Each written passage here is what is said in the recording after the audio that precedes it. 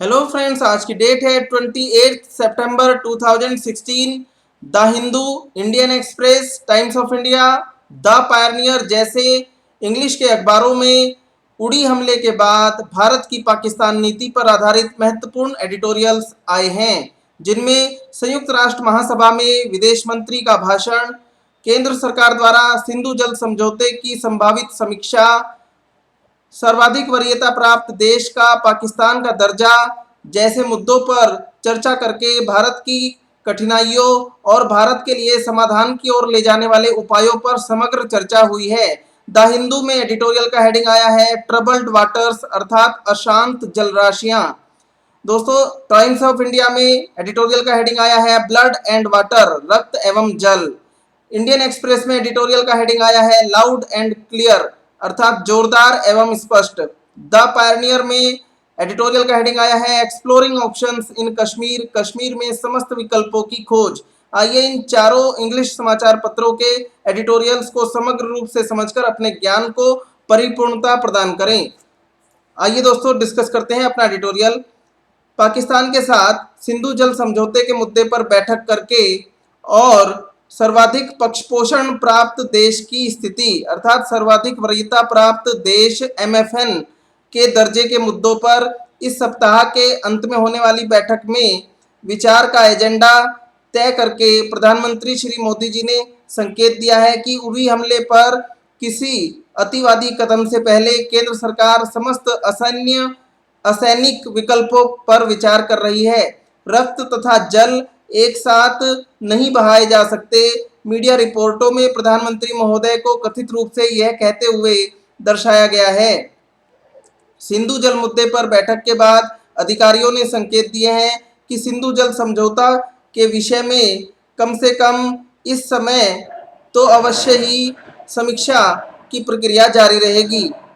दोस्तों, भारत और पाकिस्तान में सिंधु जल आयोग बने हुए हैं, जिनके दोनों तरफ के आयोगों की बैठक होती रहती है। और दोस्तों, आगे जब तक कि पाकिस्तान प्रभावी रूप से आतंकवाद पर रोक नहीं लगाता, तब तक के लिए भारत और पाकिस्तान की ओर के सिंधु जल आयोगों की परस्पर बैठक को स्थगित रखने की बात भारत सरकार ने कही है। केंद्र सरकार ने सिंधु जल के ऑप्टिमम इष्टतम प्रयोग के लिए उपायों को सूचीबद्ध किया है। हाल तक भारत सरकार सिंधु जल समझौते के बावजूद भी कुल मिलाकर सिंधु के जल के इष्टतम दक्ष उपयोग के बजाय क्षमता से कम ही उपयोग करती आ रही थी। दोस्तों, संधि के प्रावधानों के अनुसार अपने हिस्से के सिंधु के पानी का इष्टतम उपयोग, दक्ष उपयोग करके भारत सिंधु के जल उपयोग को न सिर्फ बढ़ा सकता है, वरन समझौते के उल्लंघन का कोई आरोप भी भारत पर नहीं लगाया जा सकेगा। दोस्तों, सिंधु परिवार की जो पश्चिमवर्ती नदियां हैं, उन नदियों से जम्मू कश्मीर के खेतों को अधिक अच्छी प्रकार सिंचित करने पर भारत ध्यान दे सकता है। यह अभी स्पष्ट नहीं है कि भारत का विचार पश्चिमवर्ती नदियों के मुद्दे पर किसी दूरदर्शी कदम के उठाने के संबंध में भी बना है अथवा नहीं। दोस्तों, सिंधु जल समझौते को स्थगित रखना रणनीति का प्रथम कदम कभी नहीं हो सकता और इसलिए विचार विमर्श में परिस्थिति को देखते हुए देरी नहीं की गई है। प्रधानमंत्री श्री मोदी ने इस मुद्दे पर तुरंत बैठक बुला करके विचार विमर्श किया है। प्रधानमंत्री श्री मोदी ने अपने कोझिकोड भाषण में पाकिस्तानी आम जनता से गरीबी के खिलाफ युद्ध में प्रतिस्पर्धा करने की अपील की थी। भारत स्थित उद्गम से पाकिस्तान की ओर प्रवाहित होने वाली सिंधु नदी एवं सिंधु की 5 सहायक नदियों के जल उपयोग से संबंधित समझौता 1960 में IBRD, जो कि विश्व बैंक का दूसरा नाम है, विश्व बैंक की मध्यस्थता से 1960 में सिंधु नदी के जल उपयोग के मुद्दे पर भारत और पाकिस्तान के बीच में ये समझौता हुआ था। अनेकों युद्धों और प्रतिदिन के नियंत्रण रेखा के निकट की झड़पों के बावजूद सिंधु जल के उपयोग का समझौता हमेशा बना रहा और उसका पालन किया जाता रहा। इस संधि को स्थगित किए जाने से भारत की वैश्विक विश्वसनीयता पर संकट उत्पन्न हो सकता है और साथ ही साथ दक्षिण एशिया क्षेत्र में अस्थिरता भी उत्पन्न हो सकती है। यदि भारत चाहे कि पाकिस्तानी क्षेत्र के सिंधु परिवार की नदियों का जल स्तर अत्यधिक कम कर दिया जाए, तो इस उद्देश्य के लिए जो बांध बनाने होंगे उनको बनने में 1 दशक तक का समय लग सकता है, 10 वर्षों तक का समय लग सकता है। पहले से निर्माणाधीन चिनाब नदी पर बांध जो पहले से बनता आ रहा है उसे पूरा होने में भी समय लगेगा। ये सभी बांध भारत पाकिस्तान संबंधों के धीरे धीरे विकसित होने वाले दबाव बिंदु सिद्ध हो सकते हैं। अर्थात बांधों की योजना तो भारत को बना लेनी चाहिए। भारत को अनेक प्रस्तावित बांधों की योजना पर आगे काम करना चाहिए ताकि धीरे धीरे भारत और पाकिस्तान के आपसी संबंधों में ये बांध समय के साथ साथ जब वो पूरे होंगे, बांध बनने की प्रक्रिया जैसे जैसे पूरी होगी, तो उस समय फिर ये विदेश नीति में एक प्रकार से पाकिस्तान के विरुद्ध दबाव बिंदुओं का काम करना आरंभ कर देंगे। दोस्तों, इस प्रकार जल रोकने के कदम के भौगोलिक और पर्यावरणीय दुष्प्रभाव भी हो सकते हैं। अगर भारत अचानक सिंधु नदी का जल रोकता है तो इस कदम के भौगोलिक और पर्यावरणीय दुष्प्रभाव भी हो सकते हैं। साथ ही अंतर्राष्ट्रीय समुदाय भी इस विषय में कोई वित्तीय सहायता नहीं करेगा। स्पष्ट है कि जब केंद्र ने यह घोषणा की कि प्रधानमंत्री महोदय सिंधु जल समझौते की समीक्षा करेंगे, तब शायद अगले कदमों पर प्रत्येक पहलू से विचार नहीं किया गया और समाचार चैनलों ने बढ़ा चढ़ा करके समाचार को प्रस्तुत कर दिया। इससे उत्पन्न घृणित दुस्साहसों ने सिंधु समझौते का संतुलित कारण सहित विश्लेषण करने के अच्छे उद्देश्य को हानि ही पहुंचाई है। अच्छा होगा यदि भारत अब आगे से पाकिस्तान के विषय में बयान जारी करते समय पर्याप्त सतर्कता बरते। उदाहरण के लिए सर्वाधिक वरीयता प्राप्त देश की स्थिति अर्थात मोस्ट फेवर्ड नेशन की स्टेटस को वापस लेने से पाकिस्तान के निर्यात पर प्रभाव पड़ेगा। पाकिस्तान का जो निर्यात भारत को होता है, भारत जिन वस्तुओं का आयात पाकिस्तान से करता है उनका नुकसान पाकिस्तान को होगा, लेकिन पाकिस्तान की अर्थव्यवस्था को अत्यधिक हानि नहीं होगी क्योंकि भारत और पाकिस्तान का आपसी व्यापार पहले से ही पर्याप्त रूप से कम है। उरी हमले के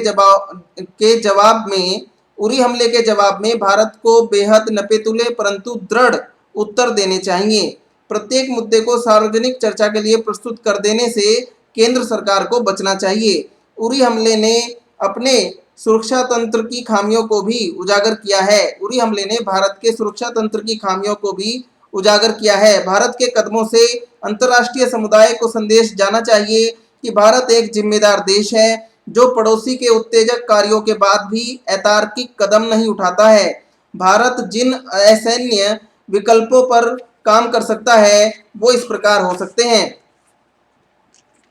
दोस्तों, पाकिस्तानी प्रधानमंत्री श्री नवाज शरीफ ने कथित तौर पर भारत की कश्मीर नीति की तुलना इजराइल की फिलिस्तीन के विरुद्ध कार्रवाई के साथ की है। कश्मीरियों को फिलिस्तीन की भांति पीड़ित बताया है और कश्मीर मुद्दे का अंतर्राष्ट्रीयकरण करने के लिए अरेबिक भाषा के शब्द इंतिफादा का प्रयोग किया है, जिसका अर्थ होता है हलचल। शरीफ ने शायद सोचा है कि कश्मीर के संदर्भ में अरबी भाषा के शब्द इंतिफादा का प्रयोग करने से कश्मीर की सांस्कृतिक पहचान भारत के बजाय पाकिस्तान की धार्मिक पहचान के साथ ज़्यादा मजबूती से जुड़ पाएगी। पाकिस्तानी लेखक शहजाद चौधरी ने भी कथित रूप से उड़ी हमले की घटना को फॉल्स फ्लैग ऑपरेशन बताते हुए कहा कि भारत से जुड़ी एजेंसियां कश्मीर के इंतिफादा से ध्यान हटाने के लिए उड़ी जैसी घटना को प्रेरित करती हैं। दोस्तों, ये जो पूरा स्टैंड लिया है पाकिस्तान ने, वो कश्मीर का अंतर्राष्ट्रीयकरण, कश्मीर मुद्दे का अंतर्राष्ट्रीयकरण करने के उसके कुत्सित प्रयास हैं। दोस्तों, इसलिए भारत भी जिस प्रकार से कश्मीर के मुद्दे को पाकिस्तान प्रत्येक अंतर्राष्ट्रीय मंच पर उठाता रहता है, उसी प्रकार से भारत को बलूचिस्तान के मुद्दे को प्रत्येक मोर्चे पर उठाने की और बलोच लोगों की भावनाओं का समर्थन करने की आवश्यकता है। यदि भारत कश्मीर में यदि पाकिस्तान कश्मीर में भारतीय सेना द्वारा मानवाधिकार उल्लंघन की बात कहता है तो भारत को भी बलूचिस्तान में मानवाधिकार के मुद्दे को उठाना चाहिए।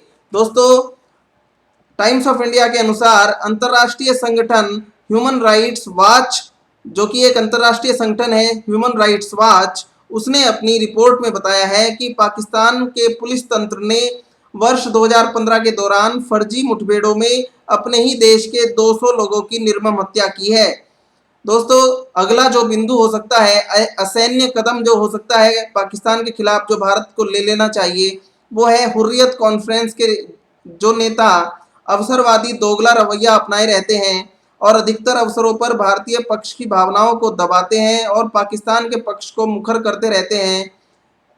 ऐसे हुर्रियत के दोगले नेताओं के धड़ों को पूर्णतः अलग थलग करना चाहिए। हुर्रियत नेताओं को भारतीय फौजों की सुरक्षा, भारतीय सुरक्षा बलों के माध्यम से सुरक्षा देने के बजाय कश्मीर के पंचायत सरपंचों और ऐसे लोगों को सुरक्षा दी जानी चाहिए जो भारतीय संविधान में आस्था रखते हों। दोस्तों, अगला बिंदु हो सकता है भारत को जो उठाना चाहिए पाकिस्तान के विरुद्ध कदम, उसमें शामिल है भारत को दक्षिणी कश्मीर के अनंतनाग, पुलवामा, कुलगांव, शोपियां जिलों में गुर्जरों, बकरवालों, डोगरों और कश्मीरी पंडितों की आवासीय कॉलोनियां बसाकर वहां पर विश्व स्तरीय सुविधाएं, कठोर सुरक्षा वातावरण देना चाहिए। दोस्तों, अगला बिंदु जो हो सकता है जिसे भारत एक उपाय के तौर पर पाकिस्तान के खिलाफ प्रयोग कर सकता है, वो है भारतीय सरकार को अपने घरेलू वातावरण में सांप्रदायिक सौहार्द को अत्यधिक गहरा और चिरस्थायी बना लेना चाहिए ताकि पाकिस्तान कश्मीरी लोगों को धर्म के नाम पर भड़का न सके। दोस्तों, विदेश मंत्री श्रीमती सुषमा स्वराज ने संयुक्त राष्ट्र की महासभा के सम्मेलन में सटीक कहा है कि आतंकवादी घटनाओं ने विश्व स्तरीय गरीबी उन्मूलन और विश्व स्तरीय आर्थिक समृद्धि के लक्ष्यों की शीघ्र प्राप्ति में बाधा डाली है। इसका एकमात्र उपाय 1996 में भारत द्वारा प्रस्तावित समग्र अंतर्राष्ट्रीय आतंकवाद विरोधी कन्वेंशन को शीघ्र साकार करना हो सकता है, जिसका क्रियान्वयन अभी तक अपूर्ण है। यद्यपि श्रीमती सुषमा स्वराज को भी आभास रहा होगा कि तर्कपूर्ण प्रभावी भाषण के बिंदुओं को विदेश नीति के कूटनीतिक कार्यक्रम में साकार करना भारत के लिए कितना अधिक चुनौतीपूर्ण सिद्ध हो सकता है। भारत के सामने कूटनीतिक चुनौतियां जो विद्यमान हैं वो निम्नलिखित हैं। अभी तक भारत केवल बांग्लादेश और अफगानिस्तान को ही पाकिस्तान के विरुद्ध अपने पक्ष में पूर्णतः गोल बंद कर पाया है। दूसरा बिंदु है दोस्तों, संयुक्त राज्य अमेरिका ने, यूनाइटेड स्टेट्स ऑफ अमेरिका ने यद्यपि पाकिस्तान को दी जाने वाली नागरिक और सैन्य सहायताओं में पर्याप्त कमी कर दी है, परंतु अमेरिका द्वारा पाकिस्तान के बहिष्कार की भी कुछ सीमाएं हैं, क्योंकि अमेरिका नहीं चाहता कि पाकिस्तान के परमाणु शक्ति से संपन्न सेना के अधिकारियों पर से अमेरिकी प्रभाव या अमेरिकी दबाव पूर्णतया समाप्त हो जाए। अगला पॉइंट है दोस्तों, ब्रिटेन जहां पाकिस्तानी मूल की जनसंख्या पर्याप्त मात्रा में रहती है, कहने का तात्पर्य है कि ब्रिटेन में पाकिस्तानी मूल की जनसंख्या काफ़ी अधिक संख्या में रहती है।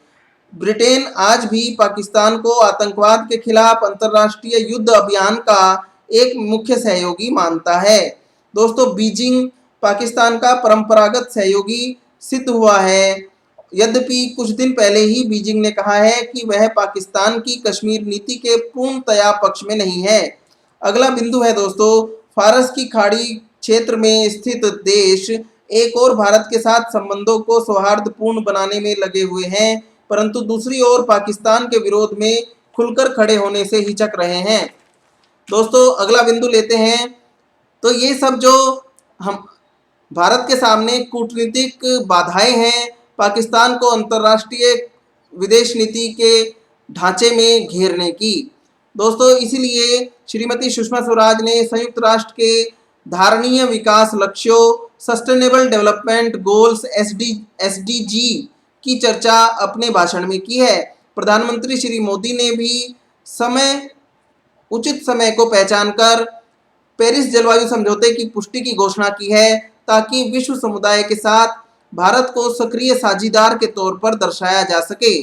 जब तक भारत का सुरक्षा परिषद की स्थायी सदस्यता को पाने का सपना साकार नहीं हो जाता, तब तक भारत को पड़ोसियों के साथ विवादों में फंसे देश के बजाय विश्व सुव्यवस्था ग्लोबल ऑर्डर के संरक्षक की अच्छी छवि बनाकर रखनी होगी, ताकि विश्व के मंचों पर न सिर्फ भारत की चिंताओं को ध्यानपूर्वक सुना जाए, वरन उनको सामयिक रूप से विश्व का रिस्पॉन्स भी प्राप्त हो। तो दोस्तों, इस प्रकार से ये हमारा डिस्कशन कंप्लीट हो गया है। अब हम वोकैबुलरी डिस्कस कर लेते हैं। दोस्तों, वोकैबुलरी में सबसे पहला वर्ड मैं लेना चाहूँगा हॉगिंग, HOGGING। हॉगिंग माने हथिया लेना। दोस्तों, प्लाउजेबल, PLAUSIBLE, प्लाउजेबल माने प्रशंसनीय। अगला है दोस्तों परपट्रेट।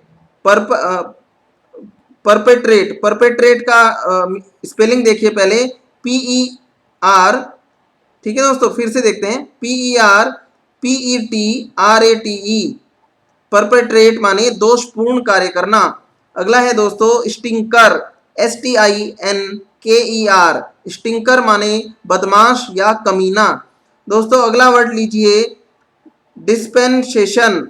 डिस्पेंसेशन DISPENSATION, अर्थात वितरण व्यवस्था। अगला है दोस्तों डबली, DOUBLY, डॉबली। डॉबली माने भली भांति। अगला है दोस्तों बेफिटिंग, BEFITTING। बेफिटिंग माने युक्ति युक्त या उचित।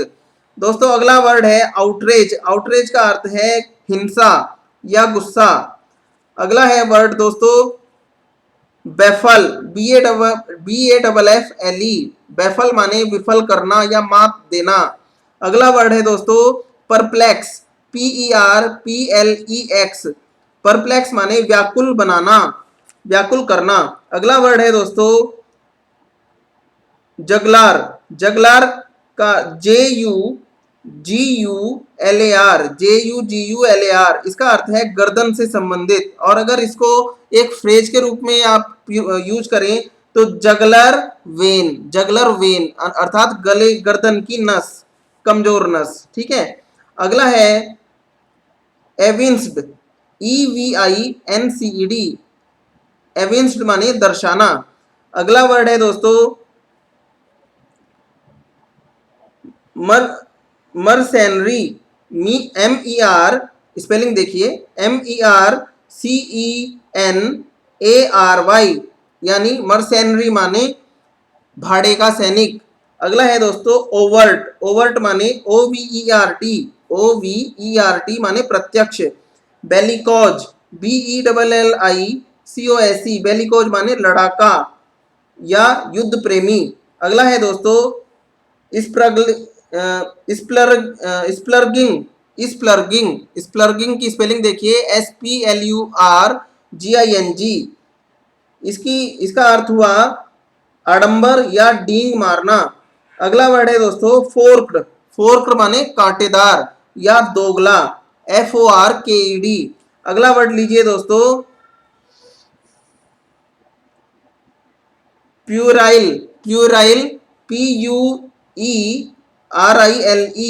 प्यूराइल माने तुच्छ, छिछोरा या बचकाना। अगला वर्ड लीजिए दोस्तों टेंट्रम्स। Tantrums TANTRUMS।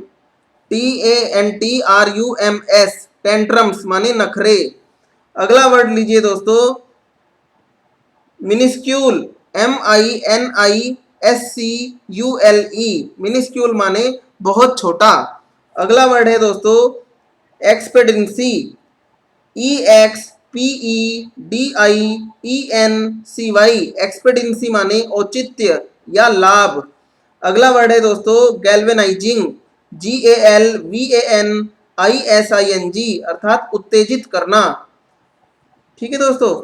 इस प्रकार से हमारा ये पूरा डिस्कशन, जिसमें कि हमने the Hindu, Indian express, times of India और द पायनियर के एडिटोरियल को डिस्कस किया है और साथ ही उसकी जो वोकैबुलरी है उसको भी हमने डिस्कस किया है। तो दोस्तों ये वीडियो अगर आपको अच्छा लगा हो तो प्लीज़ इसको आप अपने दोस्तों के साथ इसके लिंक को अपने फेसबुक और ट्विटर हैंडल पर शेयर कीजिए, ताकि हिंदी माध्यम के विद्यार्थियों का आईएएस और पीएससी पीसीएस एग्जाम्स का रिजल्ट इंग्लिश मीडियम के विद्यार्थियों के बराबर आ सके, क्योंकि हिंदी माध्यम के विद्यार्थी द हिंदू और अन्य स्टैंडर्ड इंग्लिश अखबारों को पढ़ने में बाधा महसूस करते हैं, समस्या महसूस करते हैं। दोस्तों इस वीडियो पर कमेंट कीजिए, अपने सवाल पूछिए और इसको लाइक कीजिए। Thank you very much, all the best.